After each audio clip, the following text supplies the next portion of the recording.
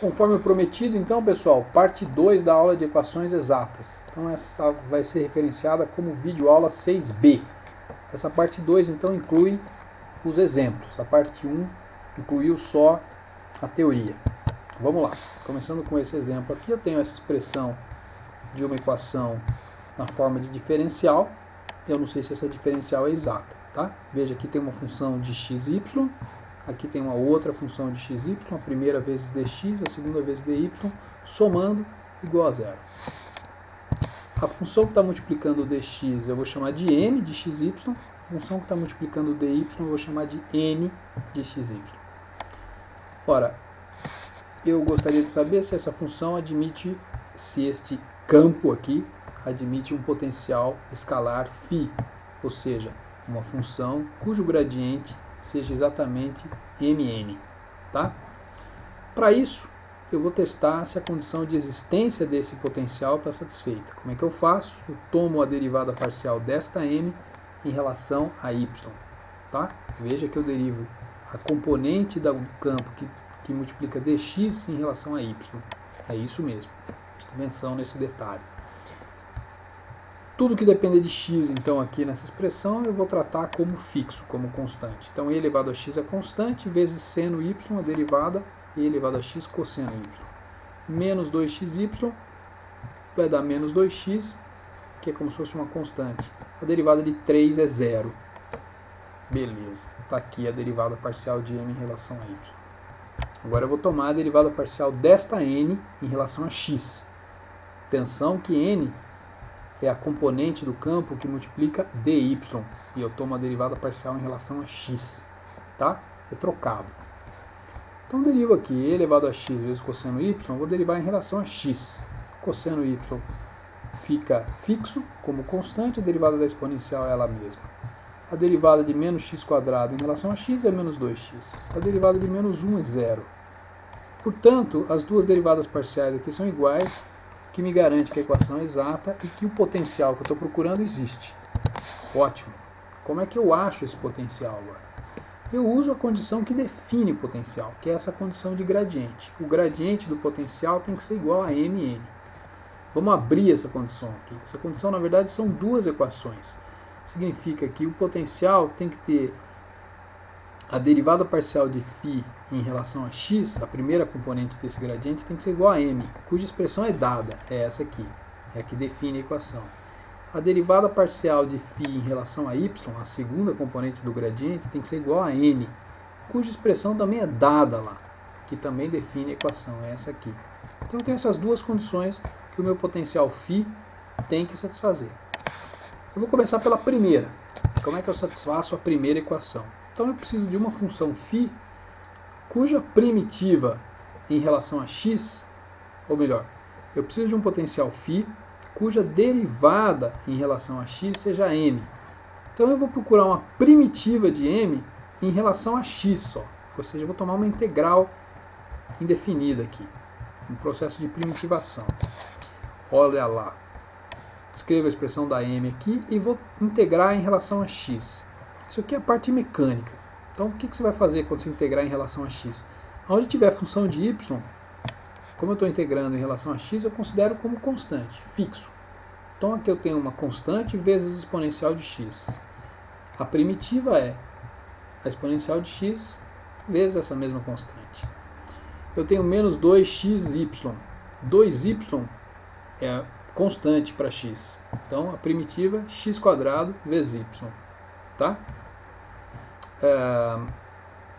E 3 eu vou integrar em relação a x, isso é fácil, 3x. No lugar da constante de integração, eu vou ser ainda mais geral do que eu sou quando eu coloco uma constante de integração. Por quê? Porque eu estou procurando uma φ cuja derivada parcial em relação a x seja m. Tá? Para deixar essa φ o mais solta possível, porque eu ainda tenho uma segunda condição a cumprir, eu vou deixar essa h de y aqui. Por quê? Porque se você pegar esta φ que eu achei aqui, ó, e tomar a derivada parcial em relação a x, a derivada parcial dessas três primeiras componentes vai dar exatamente o que está aqui, essas três. E a derivada parcial de h é uma função só de y, como é a derivada parcial em relação a x, essa derivada aqui é zero. Então aqui, a presença dessa função só de y deixa essa expressão ainda mais geral do que se fosse uma constante de integração, simplesmente. Muito bem, eu descobri aqui quais são as φ que cumprem essa primeira condição. Ora, o que eu tenho que fazer? Eu tenho que descobrir dentro destas φ aqui, que cumprem a primeira condição, qualquer função de y que você coloque aqui, ln, cosseno, seno hiperbólico, qualquer função esquisitíssima, a derivada parcial dá zero. Então aqui tem uma família de funções enorme que cumprem essa primeira condição. E eu preciso fazer agora desta família aqui, descobrir quais são aquelas que cumprem também a segunda condição. O que eu vou fazer? Eu vou pegar essa aqui, que eu estou chamando aqui de forma provisória do potencial, e calcular a derivada parcial em relação a y. Quando eu calcular essa derivada, eu vou obrigar esse resultado a ser igual a n, que é essa expressão que está aqui. Vamos lá. Então eu tomo essa expressão aqui, ó, a expressão provisória do potencial, e faço a derivada parcial em relação a y. Derivada da exponencial de x vezes seno y, a exponencial, como é de x, multiplicando aqui, tratado como constante, então a derivada do seno é o cosseno, a derivada de x² y, x² é constante para o y, fica x², 3x, a derivada é em relação a y dá zero, a derivada parcial de h de y em relação a y, opa, é uma derivada ordinária, porque h depende só de y, então isso aqui é simplesmente h' de y. Isso aqui tem que ser igual ao n, o n que tem essa expressão. Agora compare uma linha com a outra aqui, ó. Veja que e elevado a x cosseno y está aqui, menos x² está aqui, menos 1 está aqui tem uma h' de y. Ou seja, para que essa igualdade aqui seja satisfeita, ou seja, para que a derivada parcial seja de fato igual a n, esse h' de y tem que ser igual a esse menos 1. E para o h' de y ser igual a menos 1, o h de y tem que ser menos y. Você vai dizer, mas poderia ter mais uma constante aqui. Poderia ter mais uma constante aqui, você tem razão, mas eu preciso de achar um potencial só para o campo. Então eu vou tomar o caso mais simples, considerando essa constante igual a zero. Portanto, um potencial para aquela equação lá, que garante que aquela equação é exata, é simplesmente uma expressão como essa. E elevado a x seno y, menos x² y, mais 3x, que eu tinha descoberto lá já quando eu achei a forma provisória do potencial, menos y, que eu só descobri agora. Né? Porque na forma provisória do potencial aparecia um h de y, que eu só descobri quem era quando usei a segunda condição. Está aqui. Veja, esse potencial não é a solução da equação. Esse potencial está a um mínimo passinho da solução da equação. O que é a solução da equação? Está aqui. É essa família de curvas aqui. Ó. Essa família de curvas onde eu pego o potencial, igualo a C, e esta aqui é a solução da equação, ou são as soluções da equação dadas na forma implícita. Eu vou explorar ainda mais essa questão aqui da diferença entre o potencial e suas curvas de nível. Tá ok? Então, já voltamos rapidinho com essa questão. Bom, pessoal, olha lá. Aquele potencial que a gente calculou agora há pouco, aquele potencial é isso aqui. Né? É uma função φ de xy. Né? Então, o seu gráfico é uma superfície no espaço, que é o que você está vendo aqui. Ó. Essa superfície aqui é a expressão daquele potencial. A equação diferencial que a gente está resolvendo é uma equação diferencial no plano. Eu estou procurando uma função y que depende de x, portanto, o gráfico, a representação gráfica da solução mora no plano, não mora no espaço como mora essa superfície que é o potencial que eu achei para a equação. Então não faz sentido você pensar naquele potencial como a solução.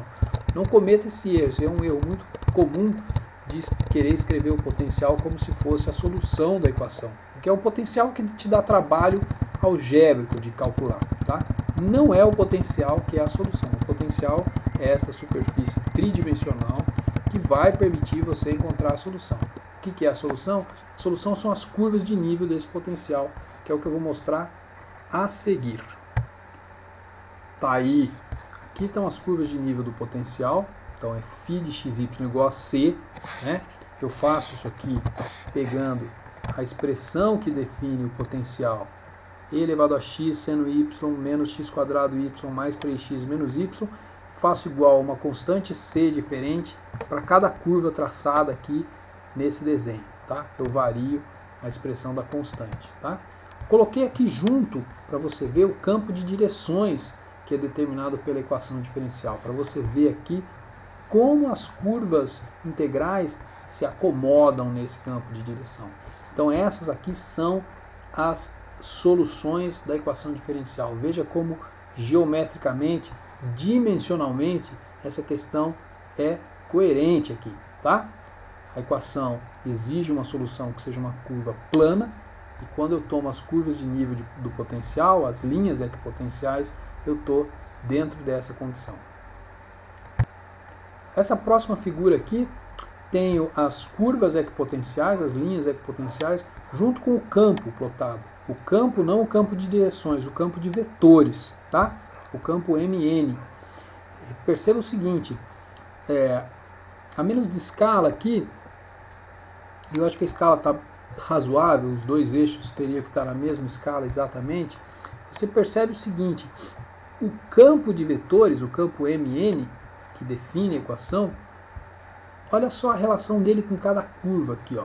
Em cada curva, o campo de vetores ele é perpendicular à trajetória que é determinada pela curva. Então, se você está andando na curva aqui, ó, o campo de vetores passa, corta cada curva de maneira perpendicular. Olha aqui, está sempre perpendicular aqui, aqui, aqui. Em qualquer lugar que você olhar, você pode examinar essa relação. Tá ok? A gente vai ver melhor essa questão do perpendicularismo entre o campo e as curvas equipotenciais no próximo exemplo. Bom, nosso próximo exemplo é o seguinte: considere um campo elétrico no plano E com duas componentes E1 e E2, dependendo de x, y, e eu quero determinar nesse plano onde está o campo elétrico quais são as trajetórias que são perpendiculares a esse campo. Tá? Essa condição é estabelecida por essa equação. Então o produto escalar do campo E pela trajetória dr tem que ser zero. Vamos especificar esse produto escalar? Olha, E1 vezes dx, primeira componente do campo, vezes a primeira componente do diferencial, da trajetória, mais E2, segunda componente do campo, vezes dy, segunda componente do diferencial ou da trajetória. Veja, isso aqui está com cara de equação exata. Para que isso seja equação exata, eu preciso saber se existe um potencial para aquele campo E. E de fato, quando você tem um campo elétrico, associado ao campo elétrico, você tem uma outra grandeza chamada de potencial elétrico, que é um campo escalar, cuja relação com o campo elétrico é exatamente essa, ou seja, o campo elétrico é menos o gradiente do potencial. Tá? A menos desse sinal de menos, tá? Ou seja, do ponto de vista da equação exata, o nosso potencial na verdade é menos V e não V, mas isso é muito pouco importante nesse momento.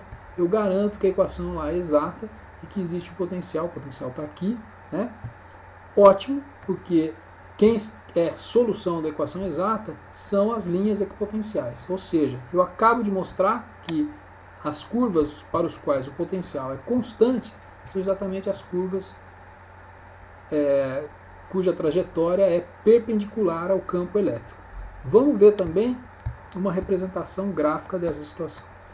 Estou tomando aqui um potencial elétrico gerado por um dipolo. O dipolo é a situação gerada por duas cargas, né? Uma carga negativa e uma carga positiva, colocadas simetricamente em relação à origem aqui.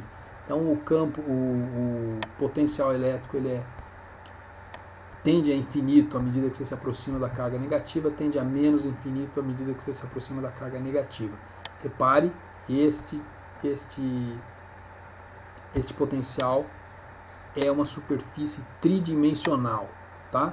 É uma superfície tridimensional, isso aqui não é a solução da nossa equação. Essa superfície tridimensional, portanto, não é a solução da nossa equação. A solução são as curvas de nível desse potencial, que é o que nós vamos ver em seguida. Tá aí, ó, que bonito. Aqui estão as duas cargas, eu tenho as curvas de nível daquele potencial que você acabou de ver, e eu tenho o campo elétrico gerado por essas duas cargas. Repare como o campo elétrico sai da carga positiva em direção à carga negativa aqui, e repare como as linhas equipotenciais são perpendiculares ao campo em cada ponto.